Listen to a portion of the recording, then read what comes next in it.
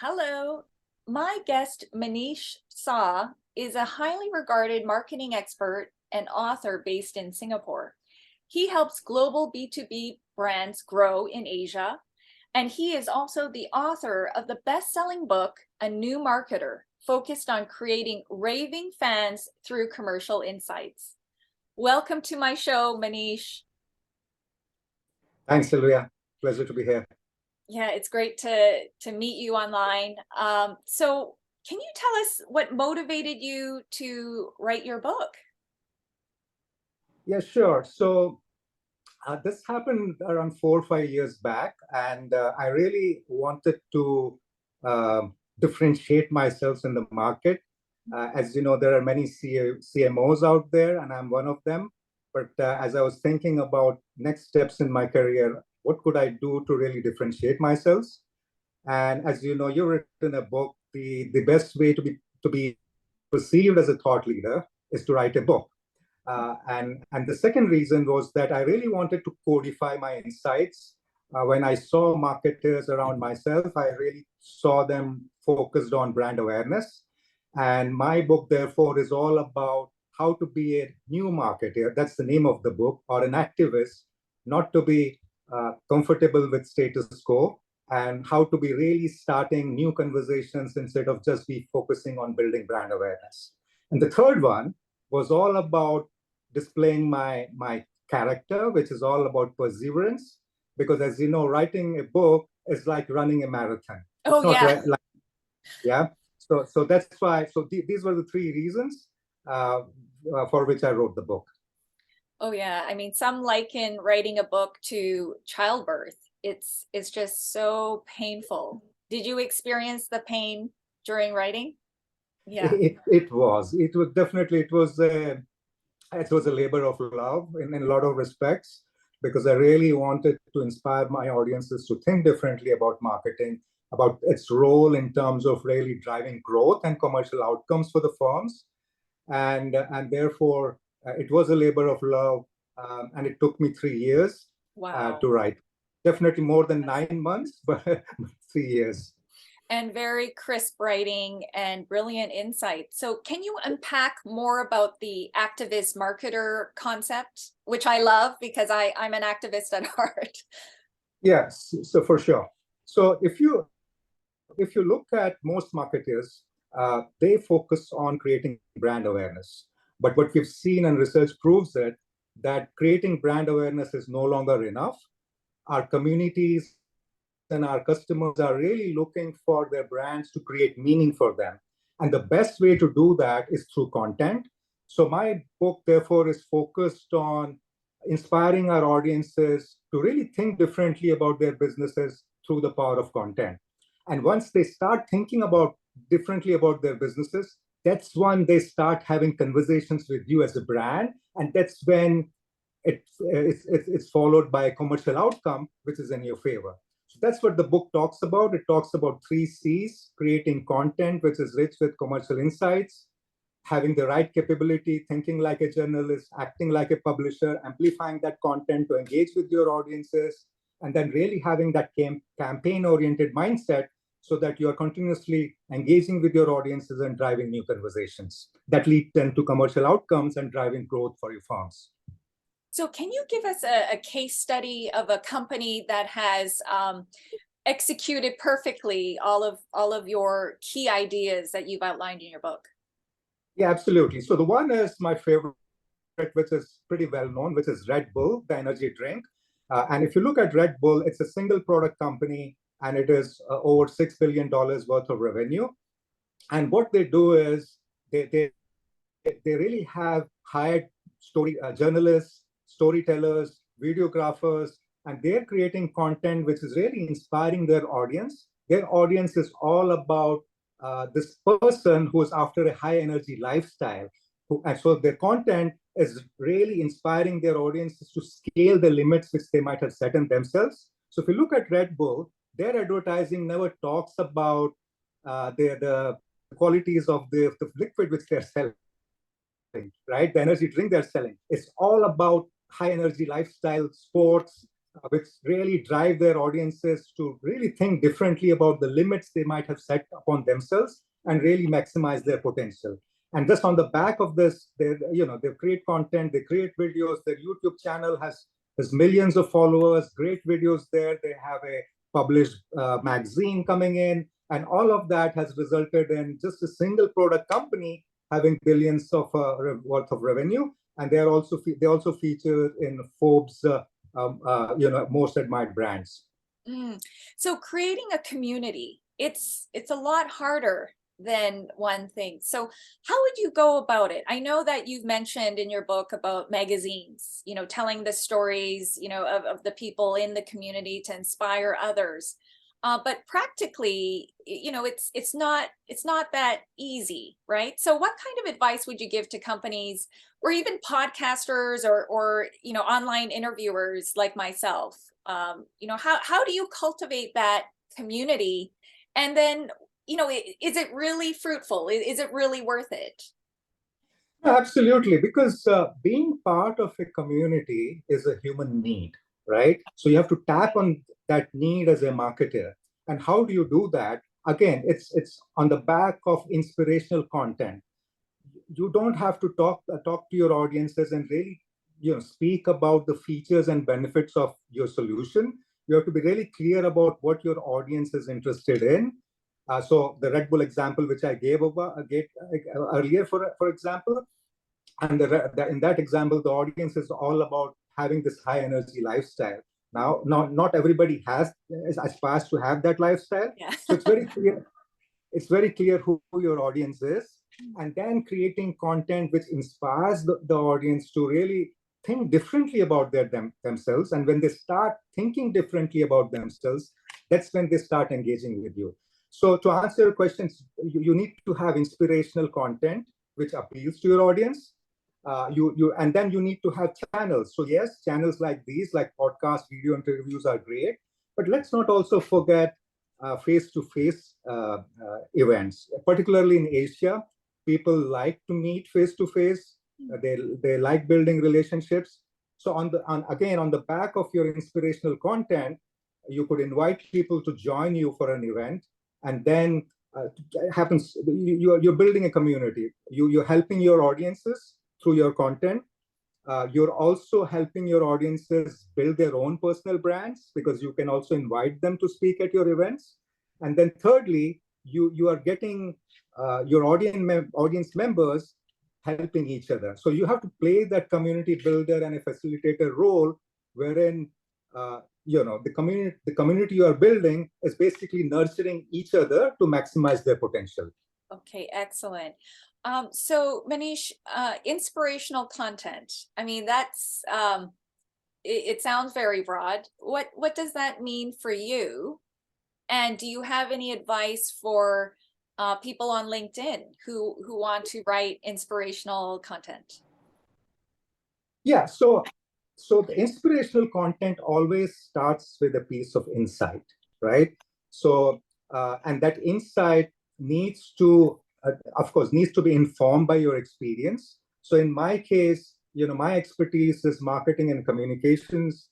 It's all about my expertise is around building reputation, building engagement, and building demand. So the way you inspire your audiences is to really create content which teaches them something new about any of these areas. So in my case, I write content which is all about how do you create demand, how do you build reputation, what can startup founders do to drive growth, right? Uh, um, how can you build your personal brand, and that's very broad. But when you actually join an organization, how can you be a new marketeer and an activist marketeer to really drive growth and make a difference in the firms you join, versus just polishing your brand. Okay. Has it been worth it for you to post regularly on LinkedIn? Yeah, absolutely. So, I've been posting for a number of years. I was one of the first members in LinkedIn in Singapore who was given access to start blogging that time. I featured as the top 10 in the list of top 10 most engaged marketeers in 2015.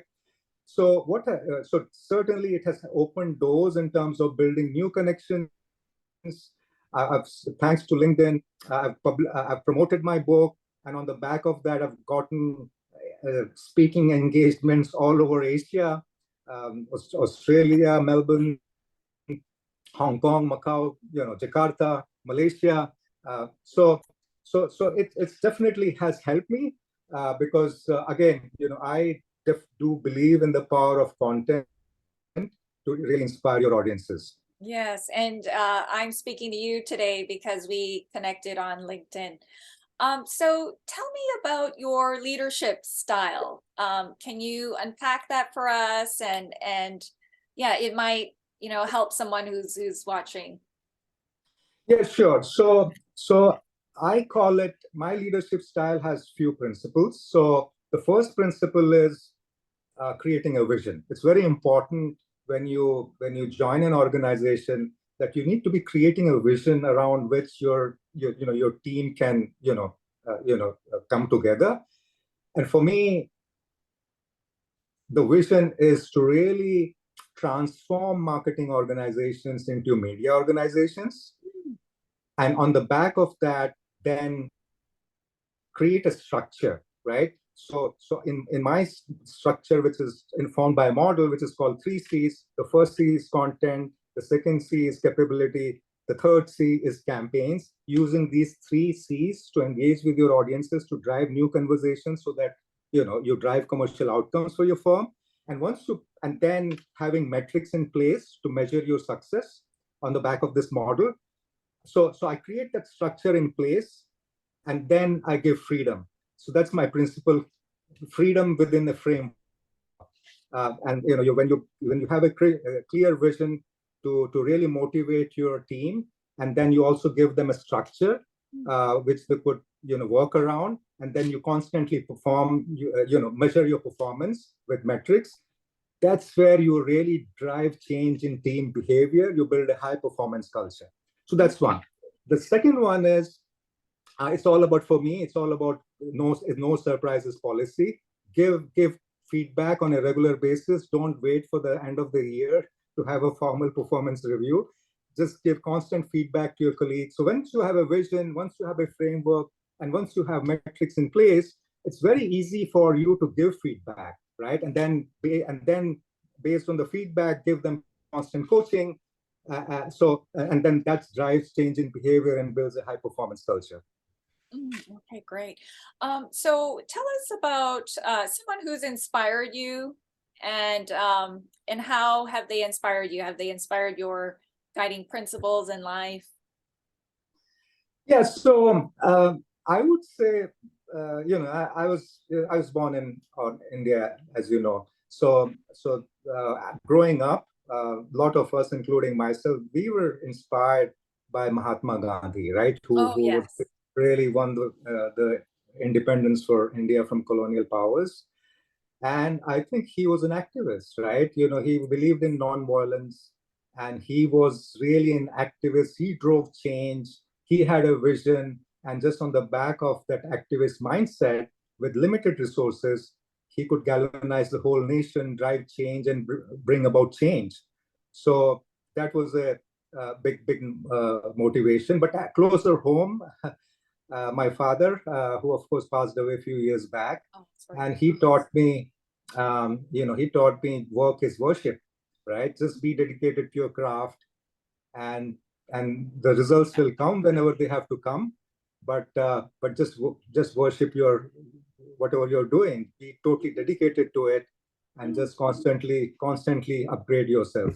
Yeah, I love that. And wow, he was a man ahead of his time, because upgrading is essential. Otherwise, yeah, yeah, no, those are wise words by your dad.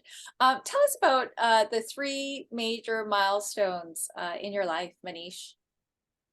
Yeah, sure. So the first milestone, of course, so I did my engineering, but after I passed out, I joined a sales job, right? So I joined the Times of India, which is now probably the biggest newspaper in Asia. And I joined up as a sales guy, selling media, selling ad space to advertisers and ad agencies. So I think that was my first milestone, and then it was also just like opened my eyes in relation to working for a big organization and really being, and that's where I fell in love with news and communications. So Yeah. that was my first milestone. The second milestone was really moving to Singapore, uh, working for a technology firm, and really moving from sales to marketing. Because from coming from sales, I really believe that the marketer's role, a key role of a marketer, is to really make it easy for the sales guy to sell more, right? So there was an opportunity. The existing marketer had quit in Singapore, so I raised my hand. I said, okay. So I took an internal transfer, and I said, okay, I'll drive commercial outcomes through marketing for you. So that was my second milestone. And third milestone, I would say, is just writing a book, because that really positioned me as a thought leader. But that apart, as I was writing and publishing and talking about the book and my ideas, I think my whole concept about marketing and its role in relation to driving growth for the firms, for the business, really became very, very sharp, right? And which really helped me. So I think these were the three milestones for me. Okay. How about a failure or a mistake in your life that was quite quite colossal, and how did you overcome it? Um, okay, so that's a good question. So I think I mean the thing is, if you have a vision, right? So I strongly believe that you have to be inspired by a vision of the future instead of being informed and potentially bogged down by memories of the past, right? So for me, there have been many mistakes for sure, um, but if you are actually inspired by a vision, so for me, my vision is all about really making a difference uh, in the to the clients I serve, both internal as well as external, in terms of really using the power of marketing and communications to build reputation, engagement, and demand, so that I'm able to contribute to the firm's growth and drive commercial outcomes. So that's my vision, right? But it's not every day, because you need to try various things uh, in marketing, as in life, and sometimes those things are successful, sometimes they are not. But yes, I've had my share of failures. I think initially when my book launched, it did get a lot of traction, and a lot of people bought it from Amazon. But then there was a time it went into a dip, right? And that to me was definitely a failure. And I then thought of a few other things, had some speaking engagements, started promoting the book again, and slowly it came back again. So there have been quite a few failures, but as I said, you just need to be inspired by a vision of your future, and then you don't really get dejected by failures. Right. What are you really passionate about now? What are what gets you up in the morning? Yeah, so currently I have my own firm, Rave Marketing Partners, and I'm working with a couple of very interesting and high growth companies.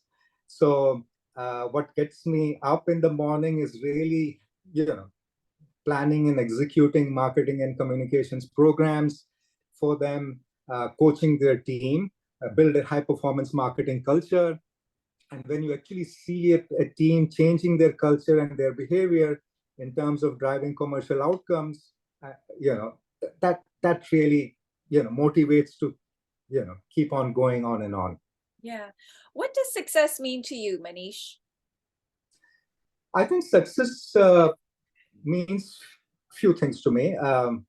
One is at a very philosophical level, success is all about being peaceful, right? Because I believe we are peaceful souls. We are here in this world, and we are just wearing this body, which is a uniform.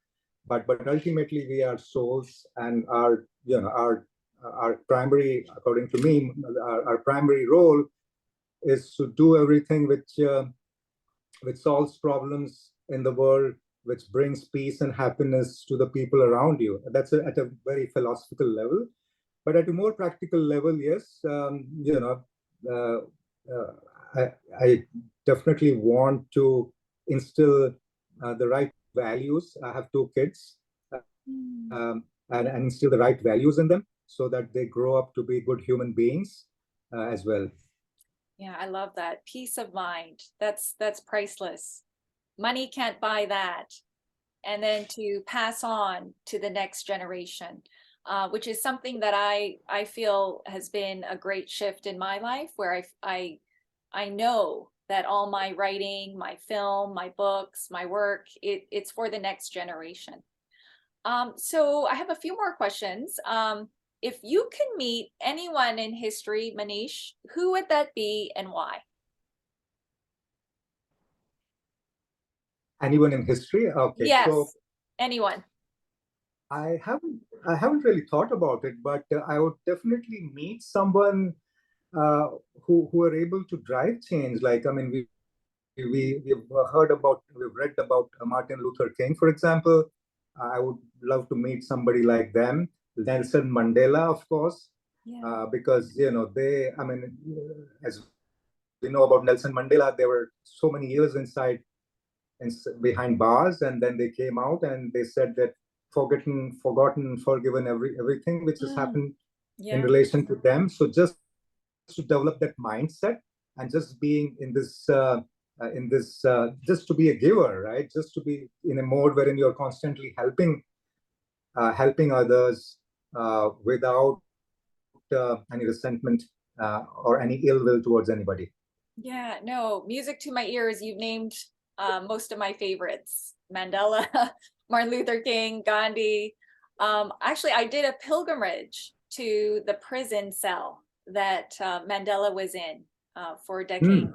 And Oh, wow, it was a very watershed moment. I just felt the chills as I was standing there looking in.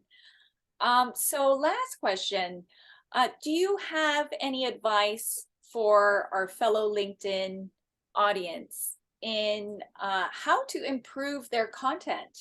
And what kind of writing do they need? What kind of storytelling? Is there any kind of specific advice that you could pass on? yeah, for sure. So the first thing is in this world to be effective, I think you need to be a storyteller, right? Mm, So you need to yeah. really learn you need to really learn how to tell good stories, and everybody has their style, but I'm more biased towards the economist style, the famous paper or magazine, which is, if you can edit out a word, please remove it. Be very Yeah. concise to the Mm, point. And mm, to me, editing is as important as, or probably more important than writing. So once you've written, just read again and just see if you're able to remove a word, does it make a difference to the meaning of the sentence? mm, So at a more foundational level, be write concise. yeah. So that's one. And then secondly is, nobody is interested in features and benefits of your solution. That's the trap which marketers in LinkedIn fall into. They constantly want to talk about their company and the products they have and the solutions the great solutions they sell. Mm, I think we are living in an attention deficit world. yeah. Attention is a very valuable commodity. Yeah. So if you really want to stand out, you have to either inspire, educate, or entertain, right? And that's where you stand out. That's how you will be, differentiating yourself in LinkedIn, and try to teach something new to the audience. Give us different point of view so that the readers have a different perspective. They have this aha moment, which inspires them to think differently about themselves or their businesses. It sometimes even makes them comfortable. But once you do that, that's when you uh, drive change in behavior of your readers, and that's when they will not forget you. Great. Is there a question I should have asked you? You can share your last words before we wrap up. No, I think you're pretty comprehensive.